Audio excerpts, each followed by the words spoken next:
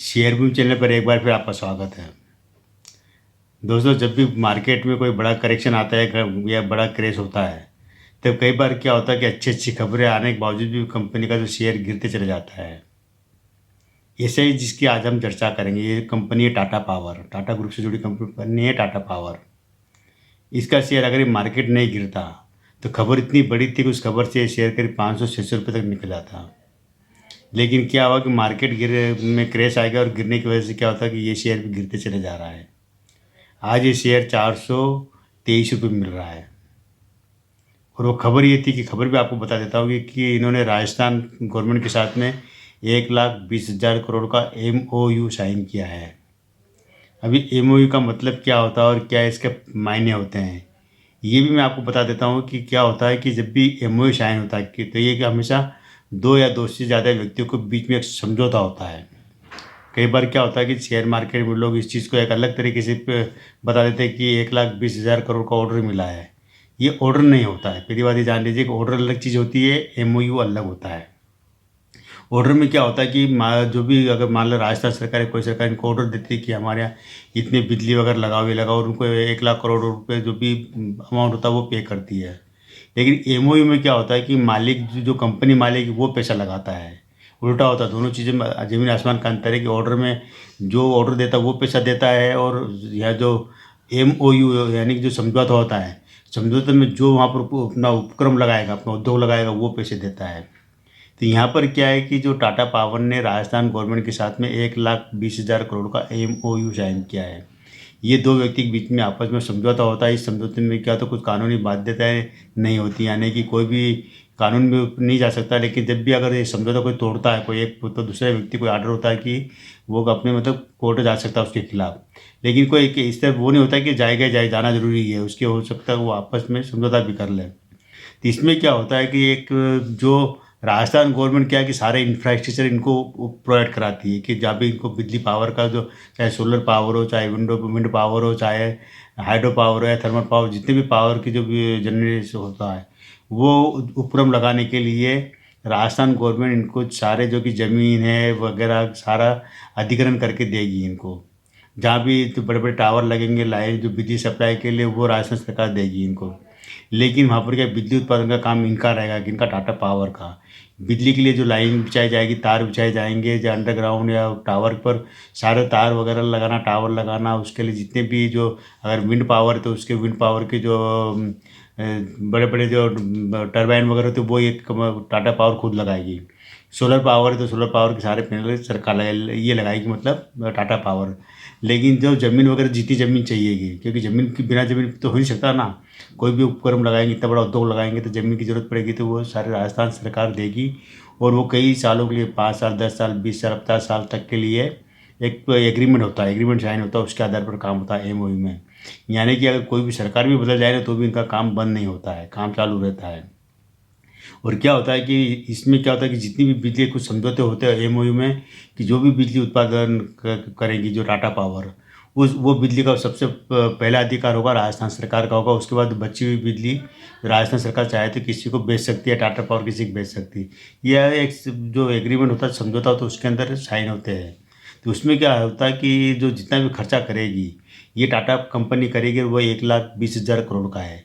और ये जो पूरा पैसा एकदम खर्चा नहीं करेंगे, धीरे धीरे करेंगे। यानी कि पहले साल में मान लो कि 10,000 करोड़ रुपये खर्चे किए, मकान मतलब जो भी गोडाउन बनाए या कंपनी के फैक्ट्री के जो भी उनको लगेगा जो बनाएंगे, इंफ्रास्ट्रक्चर तैयार करेंगे, धीरे धीरे मतलब पैसा डालते रहेंगे, बढ़ाते रहेंगे, बिजली उत्पादन करते रहेंगे। यानी कि पैसा मतलब टोटल 1,20,000 करोड़ रुपये का है, लेकिन इतना पैसा खर्चा करते नहीं है।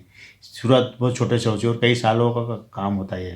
तो ये में तो जितना पैसा क्या होता है बाद में, ये जो बिजली उत्पादन करने बाद में किस रेट पे बिजली सरकार को देगी या सरकार किस रेट पे इनसे बिजली खरीदेगी, वहीं से कंपनी को प्रॉफिट होगा। यानी प्रॉफिट तुरंत नहीं है, प्रॉफिट अभी नहीं है, प्रॉफिट बिजली उत्पादन होने के बाद में प्रॉफिट होगा कंपनी को, ये जरूर ध्यान रखना। तो यहाँ पर अगर आप ये देखते हैं कि जो MOU यानी कि इनको ऑर्डर मिला, तो वो थोड़ा सा कन्फ्यूजन दूर करने की जरूरत है। MOU नहीं है, ऑर्डर नहीं है, ये MOU है। अब हम आ जाते हैं कि इस जो टाटा पावर की कंपनी की कहानी और इसकी जो डेटा जान लेते हैं, डेटा क्या है। तभी जो इसकी शेयर की प्राइस चल रही है 423 रुपये के आसपास चल रही है। और इसका अगर देखें मार्केट कैप 13,000 नहीं, 1,34,875 करोड़ का इसका मार्केट कैप है। बुक वैल्यू शेयर की 101 रुपये 26 पैसे बुक वैल्यू है। फेस वैल्यू इसकी 10 रुपये, 1 रुपये फेस वैल्यू 1 रुपये है। सेक्टर पी इसका है 23.96 का है सेक्टर पी, बढ़िया है। डिविडेंड यहाँ पर कंपनी 2 रुपये का 200% का डिविडेंड देती है, या हर साल देती है डिविडेंड। बोनस कंपनी दे चुकी है, हर 5 शेयर पे 1 शेयर का बोनस दे चुकी है। इसका ROE है 11.3% का है। ROCE है इसका 11.1% का। कंपनी का बहुत अच्छा CAGR रहा है, जो कि 74.2% का CAGR यानी कंपाउंड एनुअल ग्रोथ रेट, और 22% का कंपनी लाभांश देती है। लेकिन एक चीज़ इसमें नेगेटिव ये है कि कंपनी के करीब करीब 1.5 गुना कंपनी के ऊपर कर्जा है, 1.53% का कंपनी के ऊपर कर्जा है। अब इस शेयर का अगर हाई और लो हम देखते हैं तो वो भी आपको पता चलेगा कि जो एक साल में ये 230 रुपये का इसका लो रहा है, एक साल में जो 23 के बीच में, और हाई रहा है 494 रुपये का। तो अभी ये जो आपको शेयर मिल रहा है 423 रुपये में, यानी कह सकते हैं कि जो लो लेवल रहा है उससे करीब 200 रुपये महंगा है, लेकिन हाई लेवल है वहाँ से देखा जाए तो करीब करीब आपको 85 रुपये 50-60 रुपये सस्ता मिल रहा है। और ऑल टाइम का अगर देखेंगे लो तो वो 4 रुपये 27 पैसे का रहा है। यानी कह सकते कि अभी ये शेयर आपको करीब करीब आप 4 रुपये का शेयर आपको 400 रुपये के 100 गुना महंगा मिल रहा है। हाई रहा है इसका 494 रुपये का, वही हाई रहा, लेकिन 4 रुपये 27 पैसे का इसका लो रहा है ऑल टाइम। ये जरूर ध्यान रखना इसमें। ये कंपनी का शेयर स्प्लिट हो चुका है। हाँ, पहले इसका 95 में पहले इसकी 100 रुपये फेस वैल्यू थी, बाद में 10 रुपये कर दी, और 2011 में 10 रुपये फेस वैल्यू को 1 रुपये कर दिया। यानी कि जिसकी भी पास 95 में एक शेयर होगा ना, उसके 100 से मतलब 100 शेयर बन चुके हैं। तो 100 से अगर अभी आप मल्टीप्लाई करेंगे तो आप अंदाज़ लगा लीजिए कि कितना गुना शेयर महंगा होगा, जो कि 423 × 100, तो वो आप जरूर पता कर लीजिएगा इसमें। और यहाँ पर जो बोनस दे चुकी है, हर 5 शेयर पे 1 शेयर का बोनस दे चुकी है। अब हम देखते हैं कि मालिक के पास जो इस कंपनी को जो चलाने के लिए कितनी पूंजी है, तो 320 करोड़ की शेयर पूंजी है। रिजर्व इनके पास 32,036 करोड़ का रिजर्व है इनके पास, और कर्ज करीब करीब 53,689 करोड़ का कर्जा है। अन्य देनदारियाँ 53,010 करोड़ की अन्य देनदारियाँ, टोटल देखा जाए तो 1,39,054 करोड़ पे बैठता है। संपत्ति इनके पास 62,270 करोड़ की संपत्ति है। निवेश इन्होंने किया हुआ है 11,316 करोड़ का निवेश किया हुआ है। और अन्य है देखे जाते हैं इनके पास संपत्ति, अन्य संपत्तियाँ 43,968 करोड़ की अन्य संपत्ति, यानी कि कंपनी का फंडामेंटल बहुत ही स्ट्रॉन्ग है, बहुत बहुत स्ट्रॉन्ग है, किसी भी प्रकार दिक्कत नहीं है। ये बात जरूर ध्यान रखना इसके अंदर कि कंपनी एक अच्छे पोजीशन पर है अभी यहाँ पर। होल्डिंग की बात करें तो प्रमोटर के पास यहाँ पर 46.86% की होल्डिंग है। प्रमोटर कौन है इसका? टाटा सन्स ग्रुप की कंपनी आती है, तो प्रमोटर में वो है एपाइज। यहाँ पर एपाइज की जो होल्डिंग है 9.15% की एपाइज की होल्डिंग है। डीआईएस की होल्डिंग है यहाँ पर 16.63% की डीआईएस होल्डिंग है, और पब्लिक होल्डिंग है 27.2% की। यानी प्रमोटर होल्डिंग अच्छी है, डीआईएस की भी ठीक है, मतलब म्यूचुअल फंड वगैरह इनकी, पब्लिक की 27, ये भी ठीक है, होल्डिंग में कोई दिक्कत नहीं है।